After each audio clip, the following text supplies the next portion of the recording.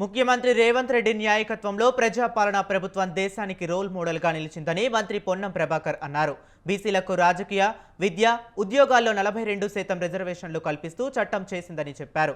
రాజ్భవన్లో గవర్నర్ను కలిసిన బీసీ నేతలు జిష్ణుదేవ్ వర్మకు ధన్యవాదాలు తెలిపారు. అనంతరం మీడియాతో మాట్లాడిన పొన్నం ప్రభాకర్ తెలంగాణ రోల్ మోడల్గా దేశవ్యాప్తంగా జనగణనలో కులగణన చేస్తామని కేంద్రం చెప్పటాన్ని తాము స్వాగతిస్తున్నామన్నారు.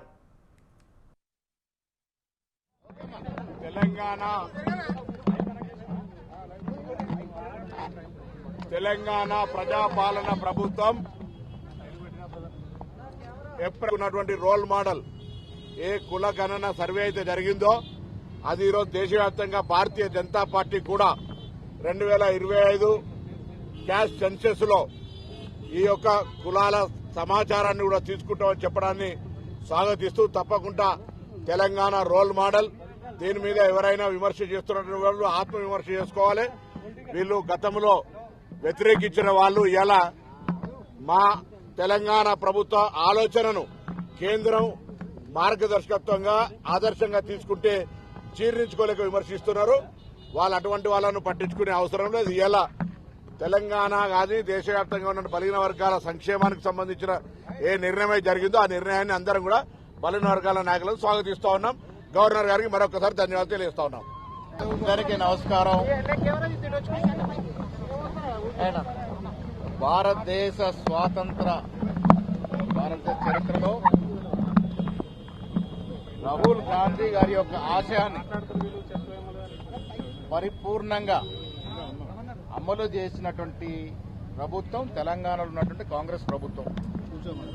ముఖ్యమంత్రి రేవంత్ రెడ్డి గారి సారథ్యంలో మేము గతంలో ఎన్నికల ముందు కామారెడ్డిలో నేను ప్రవేశపెట్టిన డిక్లరేషన్లో భాగంగా 42% రిజర్వేషన్స్ స్థానిక సంస్థల ఎన్నికలతో పాటు విద్యా ఉపాధిలో కూడా ఇవ్వడం అనేది ఒక చరిత్రాత్మక నిర్ణయం. అది బిల్లు రూపంలో గవర్నర్కి పంపడం, గవర్నర్ గారు దాన్ని పరిశీలించి ఇవాళ రాష్ట్రపతికి పంపడం అనేది ఇదొక చారిత్రక ఘట్టం తెలంగాణ కాంగ్రెస్ పార్టీ చరిత్రలో. అందుకోసం ఇవాళ గవర్నర్ గారిని ధన్యవాదాలు చెప్పడానికి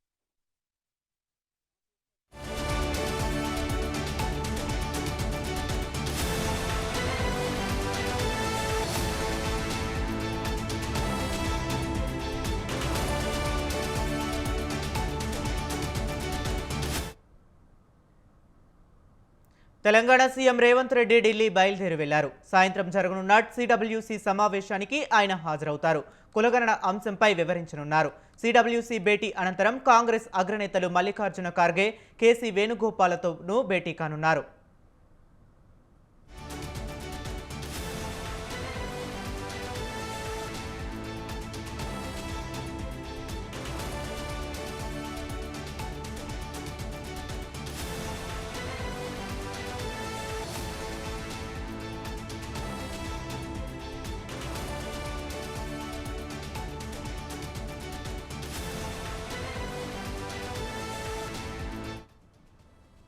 పహల్గాం ఉగ్రదాడితో పాటు కేంద్ర ప్రభుత్వం ప్రకటించిన కులగణనపై చర్చించడానికి ఇవాళ కాంగ్రెస్ వర్కింగ్ కమిటీ సమావేశం కానుంది. అత్యంత కీలకమైన ఈ రెండు అంశాలపై చర్చించేందుకు యావత్ సిడబ్ల్యూసీ పార్టీ కేంద్ర కార్యాలయంలో సమావేశమవుతుంది.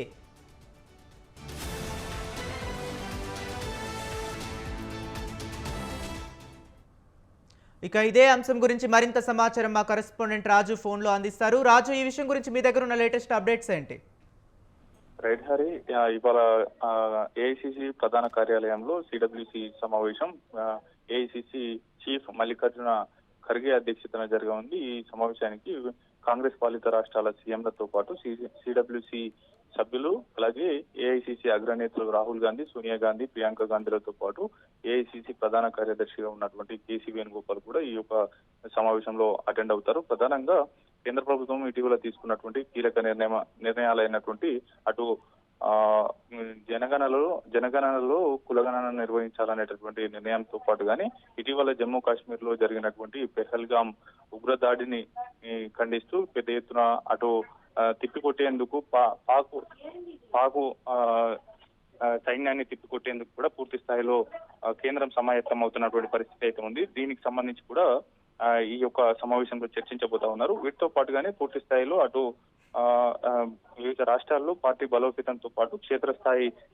పార్టీ కార్యవర్గ కూర్పును కూడా ఈ యొక్క సమావేశంలో చర్చ జరిగేటటువంటి అవకాశం అయితే కనిపిస్తా ఉంది. ప్రధానంగా ఈ యొక్క సిడబ్ల్యూసి సమావేశంలో అటు పెహల్గామ్ లో జరిగినటువంటి ఉగ్రదాడి, అలాగే ఇటీవల కేంద్ర ప్రభుత్వం తీసుకున్నటువంటి జనగణనతో పాటు కులగణన నిర్వహించాలనేటటువంటి అంశానికి సంబంధించి చర్చ జరగబోతోంది. ఈ అంశాలకు సంబంధించి నేతలు సిడబ్ల్యూసి సమావేశంలో సీఎం రేవంత్ రెడ్డితో పాటు కానీ అటు కీలక నేతలను సైతం ఈ యొక్క సమావేశానికి అటెండ్ అయ్యేందుకు ఢిల్లీ బయలుదేరి వెళ్లారు. అయితే వారి యొక్క అభిప్రాయాలు, సూచనలు తీసుకుని ఇందులో నిర్ణయాలు చేసేటటువంటి అవకాశం అయితే కనిపిస్తా ఉంది. Hari. Okay right, thank you Raju.